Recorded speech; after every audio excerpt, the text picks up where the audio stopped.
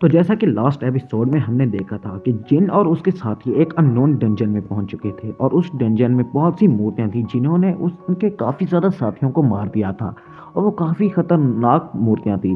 तभी सॉन्ग कहता है कि जिन तुम्हारा बहुत बहुत शुक्रिया, तुमने आखिर हमें बचा दिया। तुम अगर हमें सही वक्त पर नीचे झुकने के लिए ना कहते तो हम आज सारे के सारे ही मर चुके होते। वो कहता है कि लेकिन ये तुम्हें पता कैसे चला कि किस वक्त पर हमें नीचे होना है। तो जिन बताता है कि मैंने तो सिर्फ उसको ऑब्जर्व किया था। और तभी जिन देखता है कि उसका हाथ तो कटा हुआ है। वो कहता है कि सॉन्ग तुम्हारे हाथ को क्या हुआ। वो कहता है कि अब इसको छोड़ो और तुम मेरी पट्टी बांधने में मदद करो। तो जिन भी राजी हो जाता है। सॉन्ग कहता है कि मैं मदद तो ले लेता, लेकिन अभी वो बेचारी पूरी तरह से डिस्टर्ब है और वो लेस माइंडेड पर्सन है और इसलिए बी रैंक के होने के बावजूद भी वो सिंपल से मिशन लेती है। इधर इस मूर्ति की आंखें चमकने लगती हैं और एक बंदा खड़ा हो जाता है और वो कहता है, लेकिन तभी वहां पर सॉन्ग उसको टोकते हुए कहता है कि कमांडमेंट्स में जो लिखा हुआ था वो ये था कि अपना सर झुकाए रखो और मुझे खुश करो और मुझ पे यकीन रखना। और ये सुन के जिन सोच में चला जाता है। इधर मूर्ति जो कि और ज़्यादा डरावनी दिख रही होती है। इधर हमें जिन की बहन जीना को दिखाया जाता है जो कि अपने क्लासरूम में इंटर हुई थी और उसकी क्लासरूम मेट उससे पूछती है कि तुम्हारा भाई एक हंटर है ना। तो जीना कहती है हाँ वो एक हंटर तो है, लेकिन वो एक ई क्लास का हंटर है और वो हर बार मुसीबत में पड़ जाता है और काफ़ी ज़्यादा इंजर्ड हो जाता है। और पिछली बार तो वो पूरा बैंडेजेस से लिपटा हुआ था। उसकी क्लासमेट कहती है कि अगर मैं उसकी जगह पर होती तो ऐसा नहीं होता। इधर सॉन्ग और जिन आपस में ही बात कर रहे थे और वो सोच रहे थे कि आखिर ये कौन लोग हैं जो हमें ऊपर खड़ा होने ही नहीं दे रहे। इधर एक आदमी खड़ा हो जाता है और कहता है कि मैं अपनी ज़िंदगी नहीं बर्बाद करने दूंगा खुद को और मेरे काफ़ी ज़्यादा बड़े कॉन्ट्रैक्ट्स हैं और इसके अलावा मेरी स्पीड बहुत ज़्यादा तेज़ है, इसलिए इससे पहले वो मुझ पर अटैक करे मैं यहाँ से फ़रार हो जाऊंगा। लेकिन जैसे ही वो आगे बढ़ने लगता है मूर्ति की आंखें चमकती हैं और इधर ये पूरी तरह से तबाह हो जाता है। हमें सिर्फ और सिर्फ उसके पाँव दिखाई देते हैं। ये देखकर तो बाकी के हंटर्स और ज़्यादा परेशान हो जाते हैं और वो डर जाते हैं। जिन समझ जाता है कि कोई भी अगर यहाँ पर उस मूर्ति की इजाज़त के बगैर भागने की कोशिश करेगा तो वो उसी वक्त मारा जाएगा। तभी वो कुछ सोचता है और वो सॉन्ग से पूछता है कि आखिर वो कमांडमेंट्स क्या थी। तो सॉन्ग उसे बताता है कि पहली कमांडमेंट थी कि अपना सर झुकाए रखो।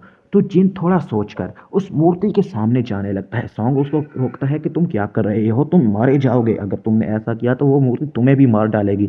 लेकिन सॉन्ग देखता है कि जिन बिल्कुल सीरियस है और वो मरना तो बिल्कुल भी नहीं चाहता। इसके बाद वो मूर्ति के सामने जाता है और नी डाउन करने लगता है और अपना सर उसके सामने झुका देता है। ये देखकर तो वो मूर्ति खुश हो जाती है और वो बाकी सबको भी कहने लगता है जल्दी से नीचे, अपने सर नीचे करो। वो कहते हैं क्या तुम पागल हो चुके हो, तुम क्या करवाना चाहते हो हमसे। जिन कहता है कि अगर तुम लोगों को अपनी ज़िंदगी प्यारी है तो जल्दी से नीचे हो जाओ, अपनी फर्स्ट कमांडमेंट को पूरा करो। और ये सभी लोग उसके सामने झुक जाते हैं और ये मूर्ति देखकर काफ़ी ज़्यादा खुश होती है और उसको एक डेविल से स्माइल देती है। और क्रीपी स्माइल देखकर तो वो लोग और ज़्यादा हैरान हो जाते हैं और सोचते हैं कि ये क्या है। इधर वे एक आदमी खड़ा हो जाता है और वो कहता है कि देखो अब हमें कुछ भी नहीं हो रहा। बाकी के हंटर्स भी खड़े हो जाते हैं। वो कहते हैं हाँ अब हमें तो कुछ भी नहीं हो रहा। जिन समझ जाता है कि उन्होंने पहली कमांडमेंट को पूरा किया है, इसीलिए वो अब यहाँ पर खड़े हो पा रहे हैं। इधर ये मूर्ति अपनी सीट से खड़ी हो जाती है और इसको देखकर ये सब लोग और भी ज़्यादा डर जाते हैं। और तभी जिन पूछता है कि दूसरी कमांडमेंट क्या है। तो वो बताता है कि दूसरी कमांडमेंट है कि जाकर उस मूर्ति को प्रेस करो। और ये सुनकर एक बंदा खड़ा हो जाता है और कहता है कि मैं ये काम कर सकता हूँ और मैं काफ़ी ज़्यादा टाइम से फॉर टेटरेशन पर प्रैक्टिस कर रहा हूँ और इसकी वजह से मैं अगर चाहूँ तो इसको प्रेस कर सकता हूँ। और इसके बाद जाकर वो उसके सामने मंत्र कहने लगता है। लेकिन उन मंत्रों को सुनकर जिन समझ जाता है कि ये उस मूर्ति के लिए नहीं थे और वो उसको कुचल देता है। ये देखकर तो सारे हंटर और भी ज़्यादा डर जाते हैं। तो सॉन्ग कहता है सभी इधर उधर भागो और अलग अलग होकर भागो ताकि हमारी जान बच सके। तभी किंग जाकर जोहू को पकड़ लेता है और जिन जोहू को बचाने लगता है और कहता है कि मैं अपनी बीवी बच्चों को इस हालत में छोड़कर नहीं मर सकता। किम कहता है कि जल्दी जाओ किसी और मूर्ति के पीछे छुपो, लेकिन उससे पहले ही उसको कोई मार देता है। और जिन इधर समझ जाता है कि उनको म्यूजिकल इंस्ट्रूमेंट वाली मूर्तियों के नीचे जाकर छुपना ही होगा। इधर वो सोचता है कि मैं जोहू को ऐसे अकेला नहीं छोड़ सकता और मुझे उन्हें बचाना ही है। तभी जिन सबको कहता है कि जाओ और ये जो म्यूजिकल इंस्ट्रूमेंट्स वाली मूर्ति हैं उनके नीचे जाकर छुप जाओ।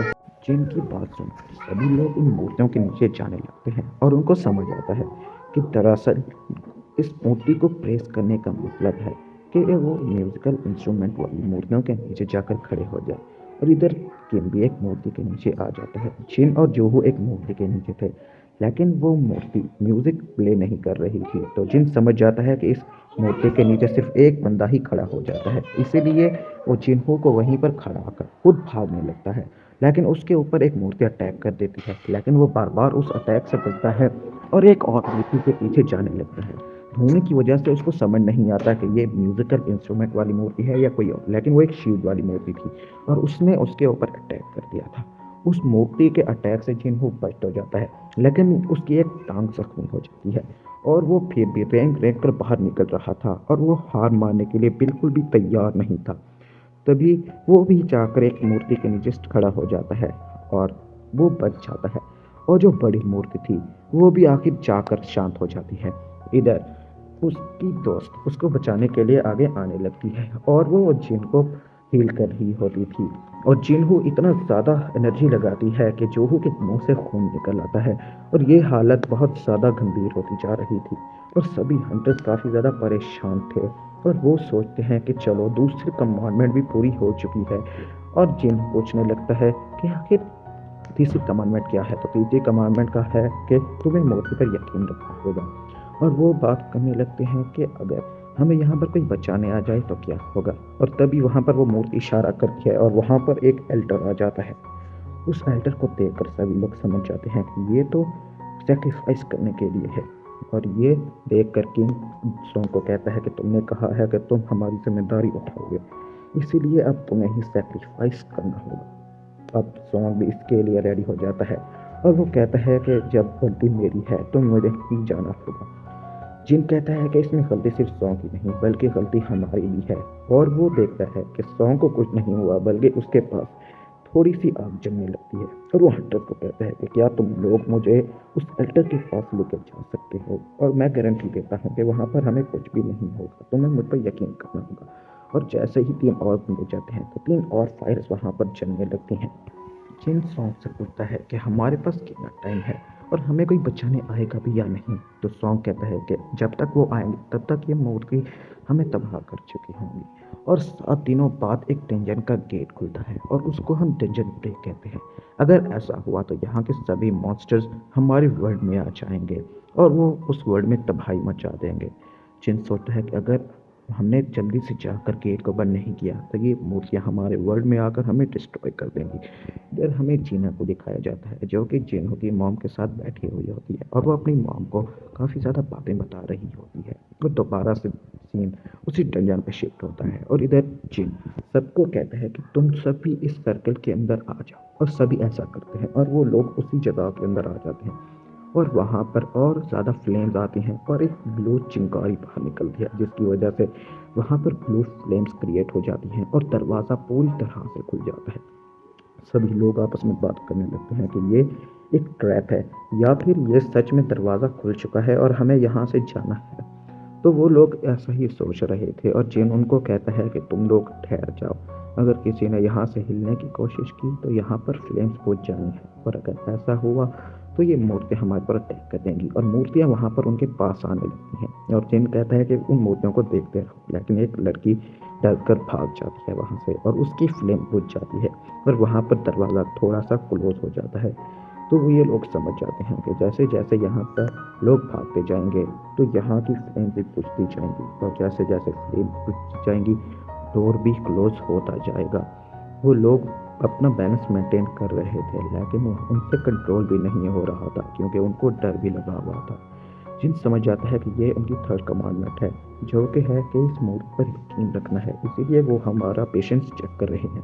तभी किम जिन को फेंक देता है और वो भागने लगता है, लेकिन तभी जिन उसको रोते हुए कहता है कि प्लीज़ रुक जाओ, अगर तुम यहाँ से चले गए तो यहाँ पर हम सब एक साथ मारे जाएंगे। और ये एक धोखे की तरह है जैसे कि एक सहरा में होता है पानी के लिए। अगर जैसे जैसे यहाँ से तुम लोग जाते जाओगे तो यहाँ पर ऑरेंज फ्लेम बुझती जाएगी और अगर सारी ऑरेंज फ्लेम बुझ गई तो ये डोर पूरी तरह से क्लोज हो जाएगा। किम कहता है कि मैंने सोचा नहीं था तुम इतने कमज़ोर होने के बाद हम इतना बचा लोगे, लेकिन मेरे दोस्त प्लीज़ मुझे माफ़ कर दो क्योंकि मेरी फैमिली है और मैं अपनी फैमिली के पास ज़िंदा जाना चाहता हूँ। और वो उसको छोड़कर वहीं पर भाग जाता है। इधर जिन कहता है कि तुम्हें जाना है तो जाओ, मैं तो हार नहीं मानने वाला और मैं यहाँ पर ज़िंदा बचकर रहूँगा। अब यहाँ पर जूहू और जिन ही बचे थे। सॉन्ग कहता है कि जिन, तुम और जूहू यहाँ से चले जाओ। तुम लोगों को बहुत ज़्यादा ज़रूरी है। लेकिन जूहू जाने की कोशिश करती है, लेकिन वो पावर बहुत ज़्यादा इस्तेमाल कर चुकी थी, इसलिए उसके पावर फ्रीज थे। जिन कहता है कि सॉन्ग, आप जूहू को लेकर चले जाओ और वैसे भी मेरे पाँव अब टूट चुके हैं, तो मैं कुछ नहीं कर सकता, तो तुम्हें यहाँ से जाना होगा।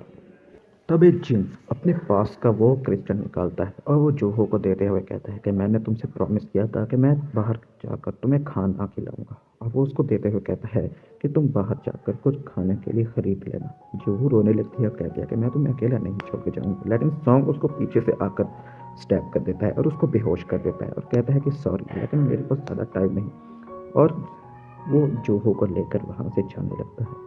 अब जिन खुद सही कहता है कि अच्छा हुआ, अब मैं मरने वाला हूँ, अब मैं सिर्फ अकेला मरूंगा। अगर मुझे पहले पता होता तो मैं यहाँ पर और ज़्यादा इंश्योरेंस ले लेता। और वो स्वॉर्ड को उठाते हुए कहता है कि अच्छा तो कोई नहीं, अब मैं एक ना एक मूर्ति को यहाँ पर मार ही सकता हूँ। और वो उनका सामना करने के लिए तैयार हो जाता है और वहाँ पर मूर्ति उसके ऊपर अटैक कर देती है, लेकिन वो बाल बाल बच जाता है और वो रेडी हो जाता है फाइट करने के लिए। लेकिन एक मूर्ति उसको पकड़ कर दूर फेंक देती है, जिसकी वजह से उसके हाथ पाँव कटने लगते हैं और वो बहुत ज़्यादा इंजर्ड हो जाता है, जिसकी वजह से अब वो बोल भी कुछ नहीं पा रहा होता। लेकिन वो कहता है कि सारे लोग सेल्फिश हैं। वो किम जो मेरा शुक्रिया अदा कर रहा था, वो भी सिर्फ अपने मतलब के लिए था। हर कोई मतलबी है और सेल्फिश लोग ही इस दुनिया में फ़ायदा उठा जाते हैं। और आखिर मेरे साथ ऐसा क्यों हुआ? क्या मेरी कोई फैमिली नहीं? मैं भी ज़िंदा रहना चाहता हूँ।